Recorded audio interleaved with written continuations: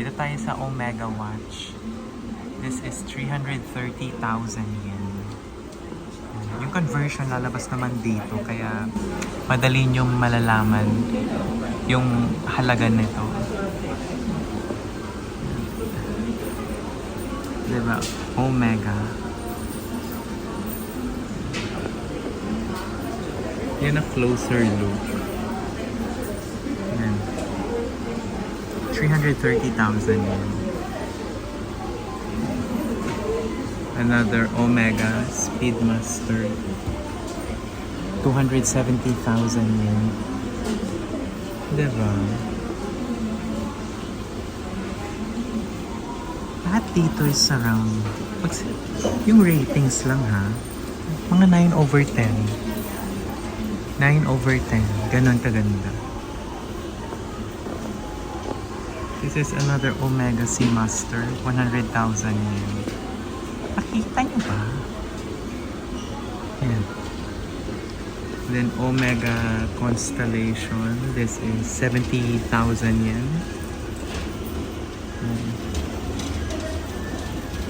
So it's 70,000 yen. And then the other one is Omega pa din. 33,000 yen.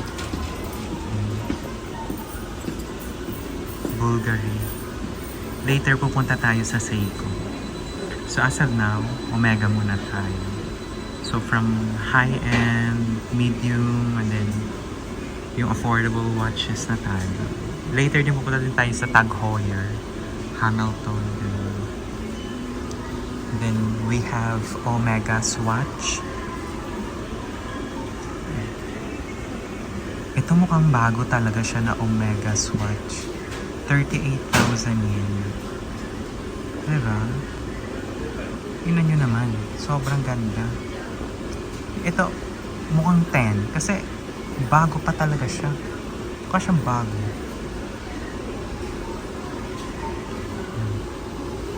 Yan, ito yung mga Bulgari brand watch. Yan, 170,000 yen. 56,000 yen. Yan. Bulgari.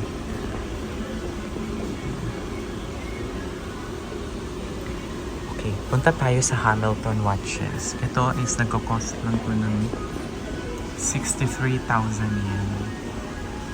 Hamilton. Ito halos magkapareho lang. I'm not really sure the difference. Hindi. Yung ano niya, yung dial, iba. Tignan nyo tong isa. Tapos yung isa din, magkaiba siya. Yan, mga Hamilton dito, 100,000 yen to 92,000 yen. Ang ganda, tingnan nyo. Diba? 100,000 yen. So, 39,000 pesos. Yan, may Hamilton ka na watch. Yan, automatic Hamilton watch. This is 92,000 yen. Yung sumunod dyan is 60,000 yen. Hamilton. So kung gusto yung magpasabay, message nyo ako sa Instagram. And then yung Instagram account ko at Facebook, lalabas naman dito sa description ko guys. Kaya message at message nyo ako. Scene watch, 200,000 yen. Chronograph, no? May day-date na din. 200,000 yen. Kita nyo guys. Ito, Tag Heuer. 100,000 yen. Kita nyo. Tag Heuer. 100,000 yen. Another Carrera Tag Heuer. Ito, 150,000 yen. Wow. Grabe, alam mo, 9/10. Ganon kagaganda dito.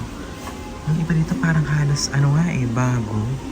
Ito Tag Heuer, 130,000 yen. Yan yung price niya. Kung paano kayo makakapunta dito, ilalagay ko sa first few seconds ng vlog ko para alam niyo na kung saan kayo pupunta. Yan. Tag Heuer, this is 130,000 yen. Yung mga Rolex na nandito last time, nabili na siya. So, I'm so happy na nabili na siya para mayroon naman bago, no? Kung magkakaroon sila ng bago, Okay, let's move on to Longines. O, diba? Longines. This is 150,000 peso. Longines. Yan. Watch. 150,000 yen. And then the other one is 77,000 yen. And then 71,000 yen. Longines. Ito yung timer. And ito a pocket watch. This is 40,000. Dati kasi hindi ko alam bigkasin. Ngayon meron na. May alam na tayo. So, Longines. This is 40,000 yen. Pocket watch. Ito is Breitling. Breitling watch 200,000 yen. So, siguro mga sabihin natin nasa 75,000 peso. Yan. Breitling. Yan. 200,000 yen. Sumunod na dito kasi is mga brand watch na siya. Fossil Coach. PwC. Yan. Don't worry guys, babalik pa tayo dito. May Tissot watch din dito. Yan. Mga Tissot watch dito. 18,000 yen. Oops. And of course guys, the much awaited Seiko watches. Oh my god. So now, we're at Seiko. Ituturo ko sa inyo lahat. At ipapakita sa inyo lahat kung magkano ba ang mga Seiko dito guys sa Morse Building Book of Super Bazaar. Mag-start tayo dito sa Seiko Astron. This is 180,000 yen. Seiko Astron 180,000 yen. Ngayon, ipapakita natin yung conversion para alam nyo na kung magkano ba yung presyo. If you want to buy this product guys, I can carry this. Message me on my Instagram. Bibili natin to. Hopefully may, alam mo yun, may tax-free sila. Okay? And then next to that is another Astron watch na Seiko pa din naman. This is 185,000 yen. It's Seiko Astron 185,000 yen. Disclaimer, I'm not a watch expert. Pinapakita ko lang sa inyo yung mga nandito na available na mga Seiko watches. So another Astron. This Seiko watch is 78,000 yen. Yan. Yan ang kanyang closer look. Seiko Astron watch, 78,000 yen. And then next to that is a Seiko. Paano bang pag-pronounce niyan? Seiko Brights. 30,000 yen. Yan. 30,000 yen lang. Makalang, no? And then we're at Seiko Prospects. Yan. 200,000 yen. So, this is Seiko Prospects 7C46-0AP0 090013 200,000 yen. Yan. Yan ang Seiko dito guys. 200,000 yen. Another Seiko Prospects. Look how elegant the design. This is actually 10 over 10. Halos bago pa siya. This is 140,000 yen. Yun ang price niya. 140,000 yen. This is Seiko Prospects 140,000 yen. So this is SBDC 203 model unit model watch ng Seiko Prospects. Yan. So dito naman is yung mga automatic level ng Seiko watches. This is 45,000 yen. This is Seiko 4R3503X0.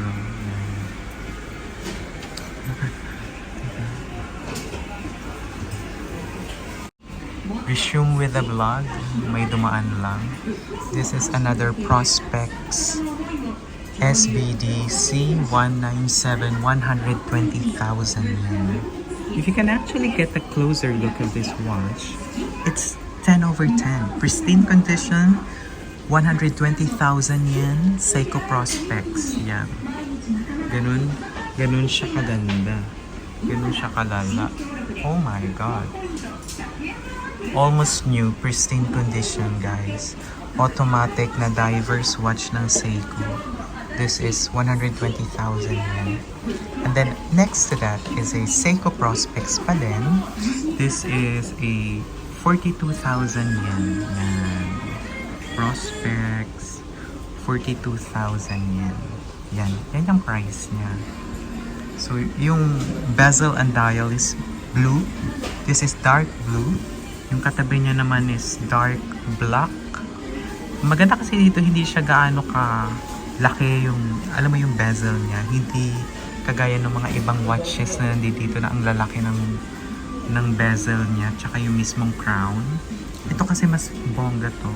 As in talagang pang casual lang. Pang formal. This is 120,000 yen. This is Seiko Prospects, 120,000 yen. Ang conversion ng yen to peso, pwede rin natin gawin yung yen to dollar. Lalabas dito sa mismong vlog. So, alam niyo na agad kung magkano yung price. This is another Seiko, which is 8,000 yen. And I think this one is for ladies. Ladies watch, no? This is 8,000 yen. And then next to that is another Seiko na pambabae, ladies watch, 11,000 yen. So ito, Seiko Spirit. This is 11,000 yen. Seiko. Yan. Yan yung closer look niya. If I'm going to rate this, around 8 over 10. Actually, ang ganda. Walang gasgas masyado. Ayan, oh. Nakita nyo ba? Sa mismong vlog. Diba? Wala masyadong gasgas, no?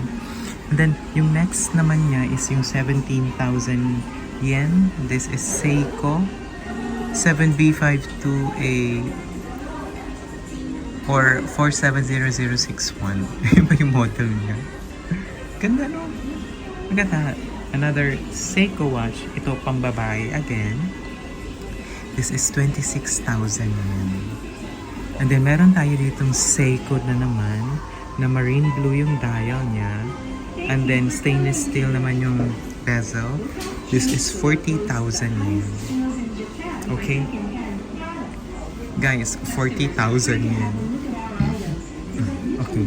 Balik tayo dito sa taas. Meron tayo ditong Seiko SP TM337. So, this Seiko watch is 54,000 yen. Diba? 54,000 yen. 54,000 yen everyone. So, ginagamit ko dito is yung aking iPhone 14 Pro Max para makita nyo yung itsura mismo ng unit. So, eto guys, Seiko Sports, 80,000 yen. Yan. Yan yung closer look niya. Yan. Marami pa tayong i-visit na mga Book of Super Bazaar watches, kaya tabayanan nyo lang. So this is our day 1 here in Japan. We're still doing contents. Marami tayong mga vlogs na i-upload ko everyday yun, guys. Kaya pili na kayo sa mga gusto nyong bilhin dito. Ito, Seiko, 45,000 yen. This is automatic. 23 jewel, diba? 10 bar. May day date na din. Yan. Hindi pala day date yun. Ano lang, day. No, date pala, sorry. Yan. Diba? Gulo ko mag-vlog. So, aside from Seiko, guys, ito sa Morse Building, we also have Citizen watches. Of course! Men's watch tayo ng Citizen watches. So, ito guys is Citizen Echo Drive. So guys, this is Citizen Echo Drive. So, satellite wave GPS. 120,000 yen. This is Citizen watch na 120,000 yen. Okay? And then another Citizen watch that is 80,000 yen. And next to that is 120,000 yen. Yan, closer look. So these are 9 out of 10. Yun ang rate nila kasi halos bago pa eh, di ba? 120,000 yen. And then the next is 86,000 yen. Yan. Para siyang digital, no? Yan, no? May date na. Chronograph. Citizen Watch, 86,000 yen. And sunod dito naman is yung Citizen Pro Master. Grabe naman, ang gwapo nito, oh. 60,000 yen. And then yung mga typical na Citizen watches na same sa Rolex at Seiko. Ito, 39,000 yen. Kita nyo? 39,000 yen. And then sumunod dyan is 18,000 yen. Yan. Guys, this is 18,000 yen. Citizen watch. So yung sumunod na din dyan is another Citizen watch. So 86,000 yen. Yan. Diba? Pak! Ang ganda. Sobrang gaganda. Ito. Another Citizen watch. This is 110,000 yen. Mahal din pala ang mga Citizen, no? Alam mo siguro yung mga top watches, mga top gear watches dito.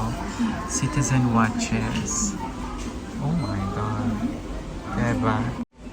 We're still at Citizen watches, guys. Yan, yung mga presyo nila. Citizen watch, 13,000 yen.